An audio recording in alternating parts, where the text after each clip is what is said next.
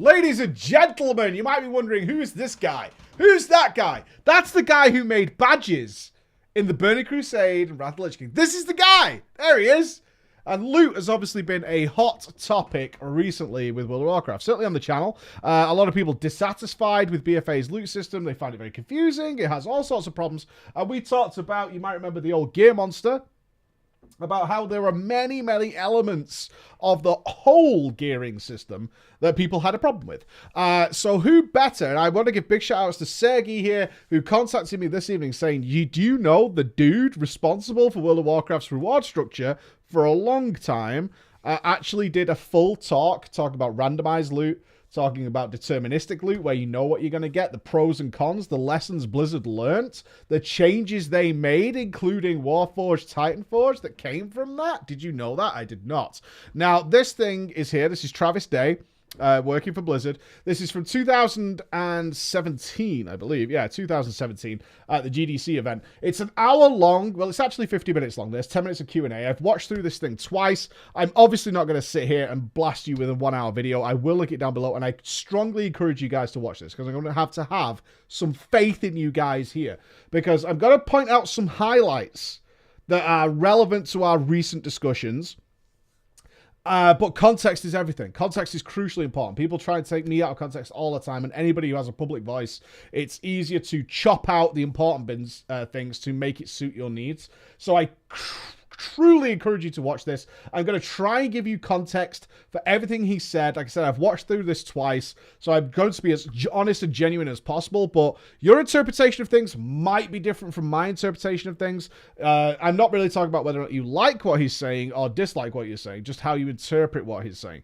So sometimes he's going to be talking about World of Warcraft, because he worked on World of Warcraft seemingly here up until about like Mist of Pandaria, and then moved over to the Diablo 3 team during the development of the Reaper of Souls expansion, because they were having trouble with their loot system. So you can see he's wearing the Diablo t-shirt there. Looks like Diablo to me. And so that's the history. So he does mention Legion. No mention of BFA at this point. It's 2017. There will be talk of legendary items. There is talk of Titan forging and the Warforging system and why that came about. And I think you're going to find this really interesting. So we're going to move. Let's do this a little bit. I'm going to try and give him to tell a story. So he's going to tell us a story now about drip feeding rewards. Something that has been a big concern in the community for a while now is drip feeding rewards. And I think that's what I'm going to go to about here. And he's going to tell a story of two groups of kids. So I'm going to let him tell it. I want to go to about here. Video games.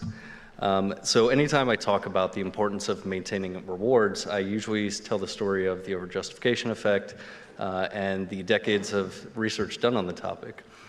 Generally, the story that I like to share is one of two small groups of children.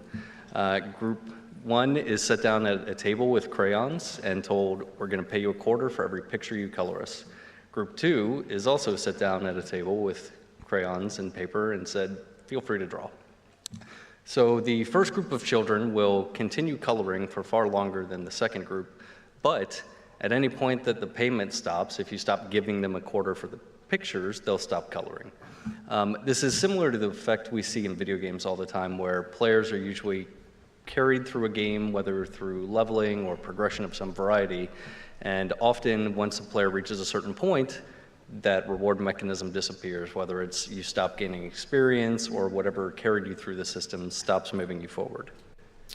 Okay.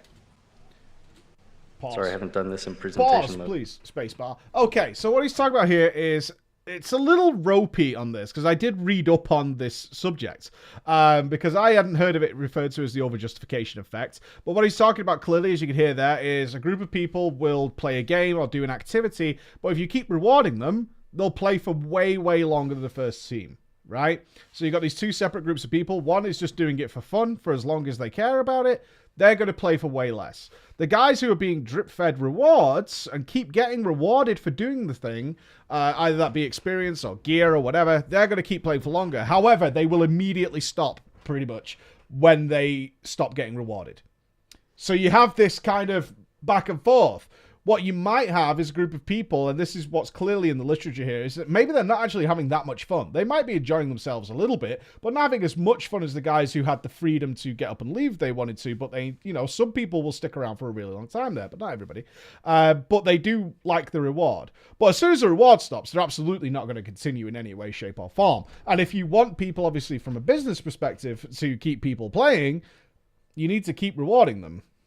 Sounds very familiar, doesn't it? And this is not something that I'm bashing Blizzard for. This is a very normal thing.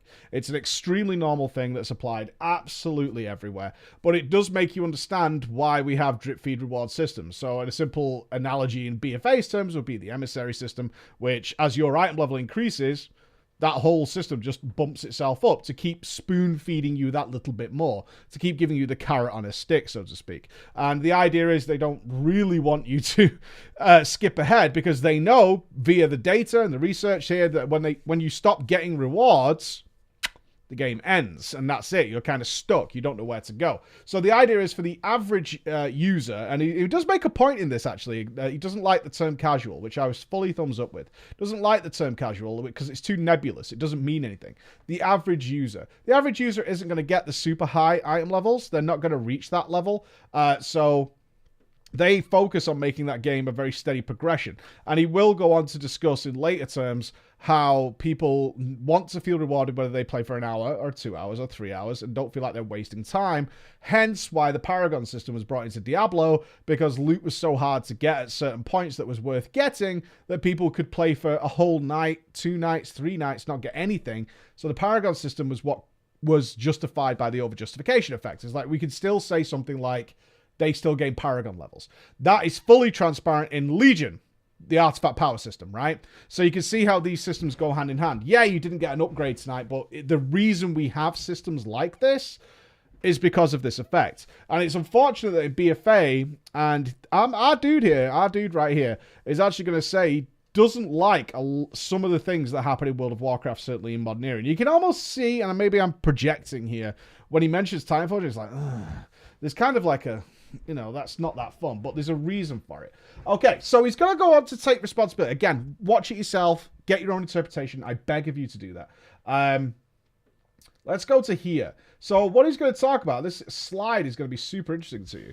The time we broke the WoW reward structure. Curious, right? The time he broke the WoW reward structure. He's talking about badges. Talking about badges. So this is a relatively long section. It's a relatively long section. Let's go to the brief introduction. Balanced, deterministic, and random, aka that time we broke the WoW reward structure. So I'm going to tell the story of Badges of Justice. This is a story from many, many years ago that some of you may or may not be familiar with. Okay. So this is the Burning Crusade, as you can see, brings in the Badge of Justice. And some of you are going to go, broke it? This is what he believes was the detriment of this whole thing. So we're actually going to jump ahead a little bit here. Now, I truly want you to watch it. He's talking about they added badges to various sources because they couldn't really justify why they didn't have badges. So it's like the addition of Badges of Justice to Karazhan. And then the rate, because Karazhan loot was pretty bad. There are some things left out here, like Karazhan loot was buffed in order to be better, but simultaneously they added badges to Karazhan because why aren't they giving badges for Karazhan? And then the raiders were saying, well, why aren't we getting badges for raiding? Like the gear's still pretty good. Like, why are we not getting badges for that? So they started adding badges to everything. And what they ended up with was just nullifying that whole system because everybody was getting flooded with badges. And I'm going to play, this is the longest section of this I'm going to play. This is about a minute long. And it's the Emblem System of World of Warcraft and how he believes that this was a disaster. Now, this will look very familiar to those of you who played during this time, certainly in Wrath of the Lich King. And the idea they aimed for here is that they had, in TBC, they had one universal currency, which was badges. But that worked for the whole game. So people were buying all sorts of loot.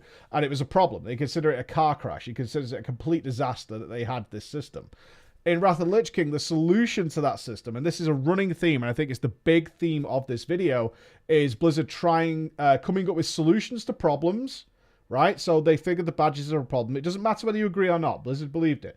Or certainly Travis did. That the badges system was too complicated. It was too silly. And then they came up with a solution for that. The problem that doesn't get addressed here is that the initial source of the problem disappears, but the solution to that problem remains, right? So you've put a solution in place to a problem that no longer exists, and that means that the solution you put in place is counterintuitive to the issue itself. So I'm going to play this 1 minute. Guys who used to work on this with us, and my thought was, what the hell were we thinking? So this is what badge system looked like during Wrath of the Lich King. There were ultimately 5 different types of badges with 5 different vendors associated with them. And if you could find a badge, you'd have to go to a city and look for like, all right, which of these vendors is the right vendor? And you could downgrade badges in case you missed a set piece you really had to have. It was a train wreck. The whole thing was terrible. So we ended up with way more than we wanted, and ultimately, I don't know, I'm sorry. If you played through this, I'm sorry, it's my fault. I apologize. The whole thing was just a total phrasing, can't say. So, while we were working on all that, we kept getting feedback like, hey, these systems are better, you know, we fixed a lot of problems. Granted, this is 10 years ago us, and we were naive. But I remember Tom coming to me and saying, hey, I still haven't got my set piece, you know, it would be really cool if I could just buy that because I've been trying to get it for 2 months. Why don't we just put the sets on the vendors too? Like, okay, we could put the sets on the vendors too. Why not? We've got 5 different tiers of badges. You know, most players are going to be in. So you can see the roll of the eyes there. So I believe he's talking about Tom Chilton, who hadn't got his tier set or whatever, and was like, I've been farming this for ages and I haven't got it. Can we put it on a vendor? And this then leads to this. I'm going to bring this image up for you here because I think it summarizes it pretty well. Is the Snowball Effect. And this is where it all starts to collapse, because remember, what's about to happen is he's going to describe that everything became pretty much vendor-based. So this would have been around Trial of the Crusader. That's when tier sets and stuff were just had a price tag to them. And they made loot feel like a paycheck. So you would literally be able to sit down and work out when you were going to get all your gear. Like, there was no way of getting it any faster. This is when I'm going to get it. And therefore, we just played along those rails. And it took all the fun out of loot. I agree. It's one of the reasons I really hate Dragon Wrath from the Firelands. If you were part of a guild that was acquiring Dragon Wraths for your guild, everybody had a set date of winning because it was all very deterministic on when it would arrive. It was not an exciting moment to get the legendary staff. Like, there's some excitement, sure, but it was so predetermined, it was so set in stone as to when that would happen, that a lot of the fun, certainly compared to the dropping of a Thunder Fury or the dropping of a Warglaive, just wasn't there, because you were guaranteed to get it on like this date. This is the week I'll get it. I'll be a couple of shards or whatever either side, but it's going to be here, and it won't be before, it won't be after, and it makes loot really boring.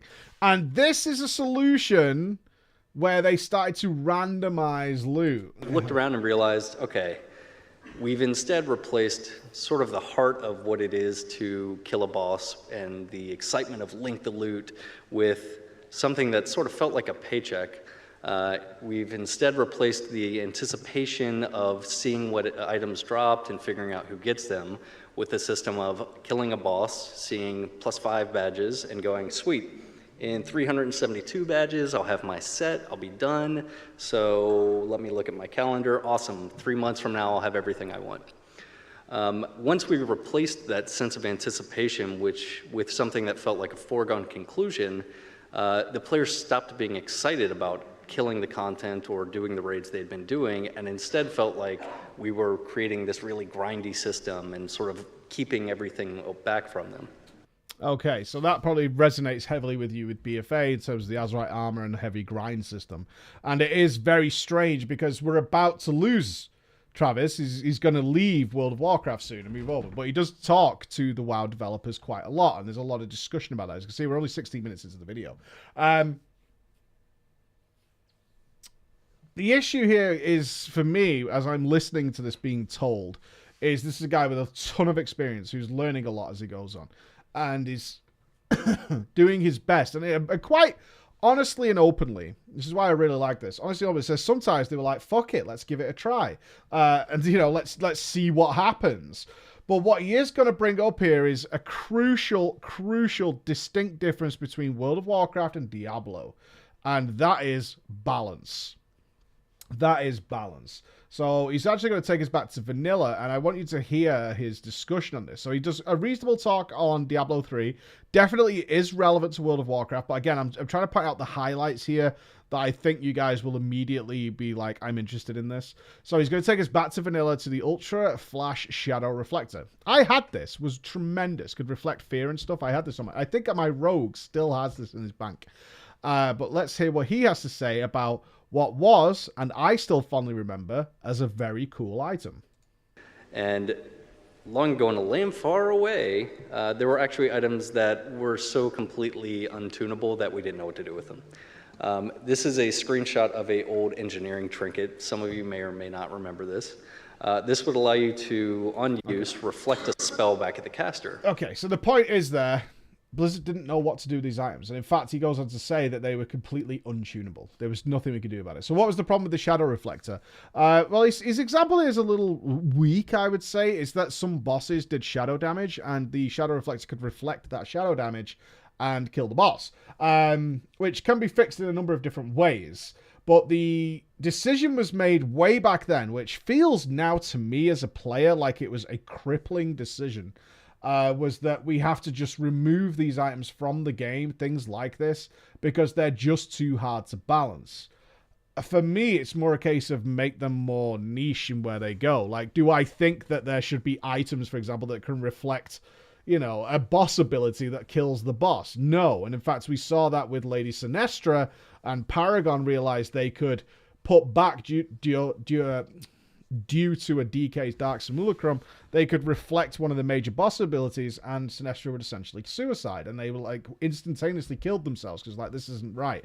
I agree, that's not what it's about. What this is for is obviously for simple things like out in PvP, having fun reflecting a fear or a shadow bolt, something along those lines, or a shadow word pain even. That's why we used it as rogues, is we could reflect the shadow word pain, meaning we could get back into stealth. Very good, skillful ability. Not even overpowered. A priest taking its own shadow word pain ain't that bad.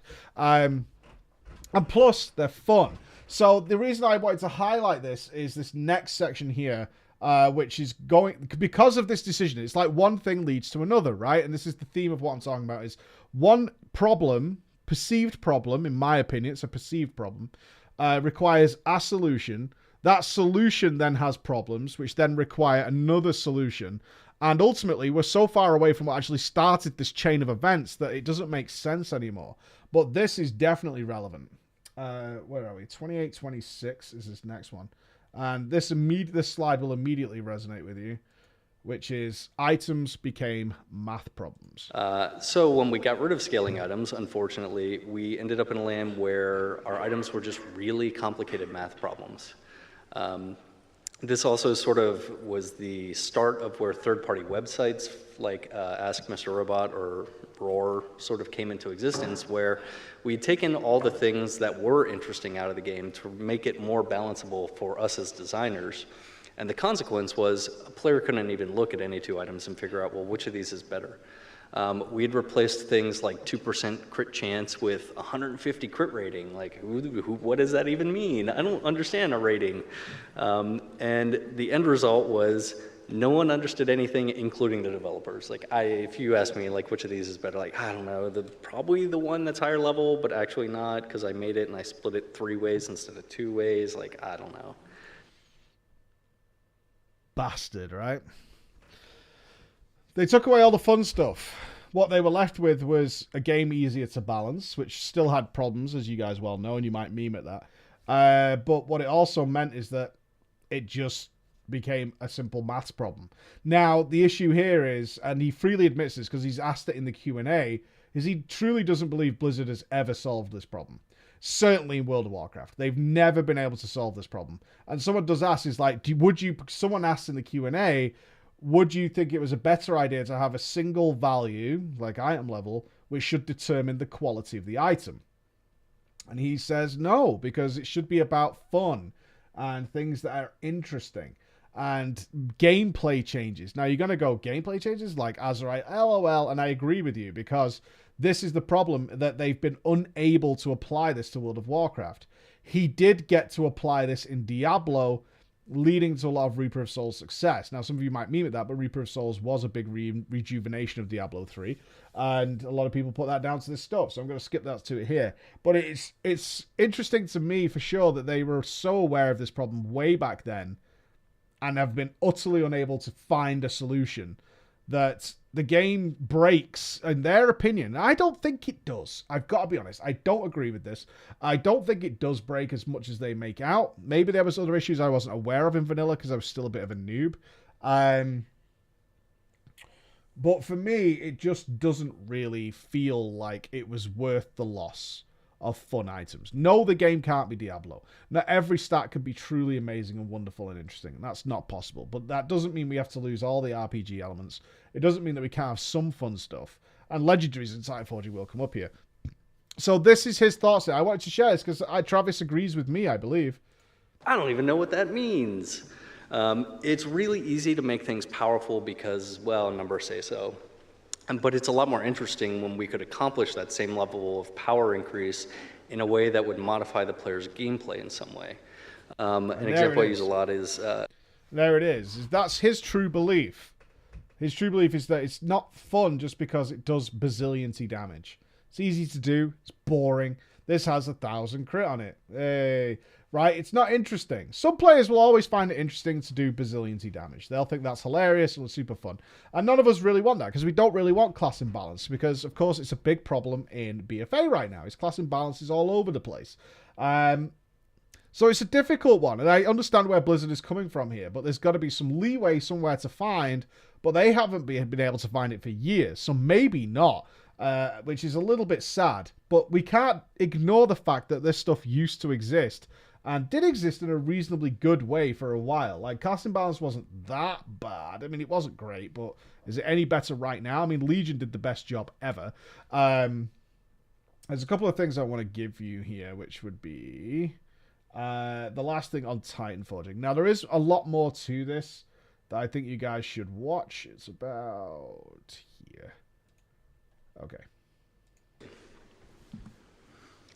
So back on the Legion development at this point. So World of Warcraft was also sort of trying to tackle some of these problems.